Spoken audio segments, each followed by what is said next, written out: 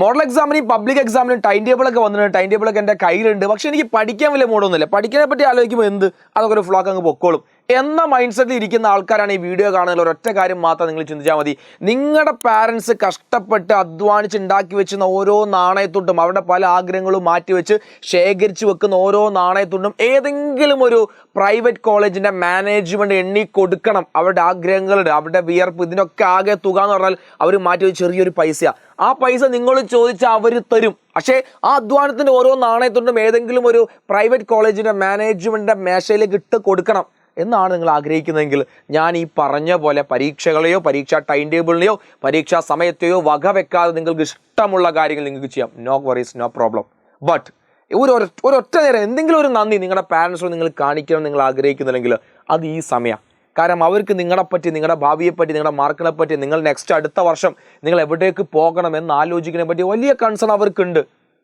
കാരണം അവരുടെ മക്കളാണ് നിങ്ങൾ ഒരിക്കലും ഇല്ലാതാവാൻ, നശിച്ചു കാണാൻ ഒരാളും ആഗ്രഹിക്കില്ല. എവിടെയെങ്കിലൊക്കെ എത്തിപ്പെടണം എൻ്റെ മക്കൾ.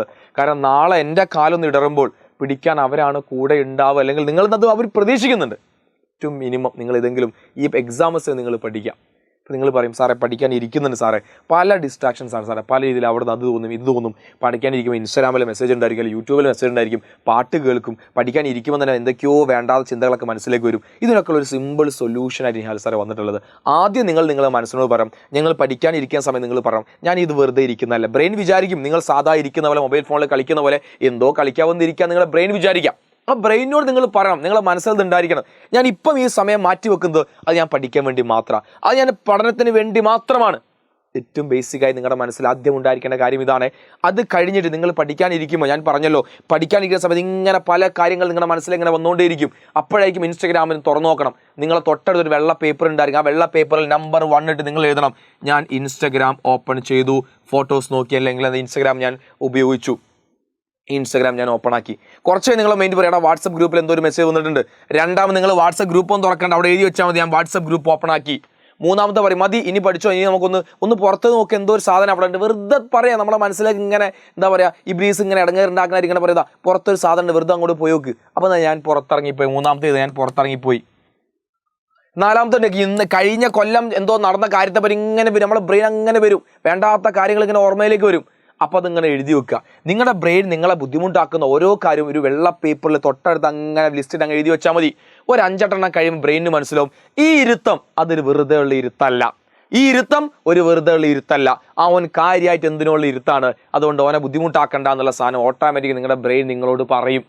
അപ്പോൾ ബേസിക്കലി നിങ്ങൾ മനസ്സിലാക്കുക, നിങ്ങളെ പല രീതിയിൽ ഡിസ്ട്രാക്ട് ചെയ്യും. കാരണം ബ്രെയിനിനെ കുറ്റം പറയേണ്ട കാര്യമില്ല. അപ്പോൾ നിങ്ങൾ പഠിക്കാൻ വേണ്ടി ഇരിക്കുന്നത്, നിങ്ങൾ എത്ര ക്ലാസ് ഡെയിലി കേൾക്കുന്നുണ്ട്, സ്കൂളിൽ നിന്ന് രാവിലെ മുതൽ വൈകുന്നേരം വരെ ക്ലാസ്സല്ലേ കേൾക്കുന്നത്, എത്ര ആൾ ശ്രദ്ധയോടുകൂടി ഇരിക്കുന്നുണ്ട്. ഇപ്പോൾ ഞാനൊക്കെ നിങ്ങളെ പ്രായം കഴിഞ്ഞ് വന്നാൾ എനിക്കറിയാമത്. ആ ബ്രെയിൻ കേൾക്കുന്നത് നമ്മൾ ബസ്സിൽ പോകുമ്പോൾ ഒരു പാട്ട് കേൾക്കുന്ന പോലെ, ഒരു ബാക്ക്ഗ്രൗണ്ട് നോയ്സ് പോലെയാണ്. നിങ്ങളൊരു ബാക്ക്ഗ്രൗണ്ടിൽ ഒരു പാട്ട് കേൾക്കുന്ന പോലെയാണ് ക്ലാസ് കേൾക്കുന്നതും എന്ന രീതിയിലാണ് ബ്രെയിൻ അതിനെടുക്കുന്നത്.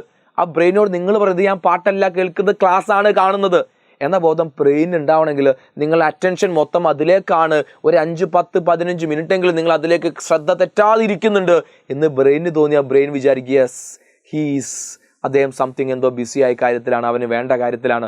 ഇത് ബ്രെയിനിനെ കൊണ്ട് നമ്മൾ തോന്നിപ്പിച്ച മക്കളെ, ഇതുവരെ പഠിച്ചു തുടങ്ങാത്ത ഓരോ വിദ്യാർത്ഥിക്കും ഈ വീഡിയോക്ക് ശേഷം നിങ്ങൾ ഇരുന്ന് പഠനം സ്റ്റാർട്ട് ചെയ്തോ നിങ്ങൾക്ക് വിജയമുണ്ട്. നിങ്ങൾക്ക് വിജയിക്കാൻ സാധിക്കും, പഠിക്കാൻ സാധിക്കും, നല്ല മാർക്ക് സ്കോർ ചെയ്യാൻ സാധിക്കും. സോ എന്തെങ്കിലും എക്സാം റിലേറ്റഡ് സംശയങ്ങളോ കാര്യങ്ങളൊക്കെ ജസ്റ്റ് യൂട്യൂബ് എടുക്കുക, ഇൻസ്റ്റാഗ്രാം എടുക്കുക. ഇൻസ്റ്റാഗ്രാം ഉപയോഗിക്കുന്ന ആൾക്ക് ജസ്റ്റ് നിഹാൽ സാർ എന്ന് പറഞ്ഞ ഇൻസ്റ്റാഗ്രാം അക്കൗണ്ടിൽ ഒരു മെസ്സേജ് അയച്ചാൽ മതി.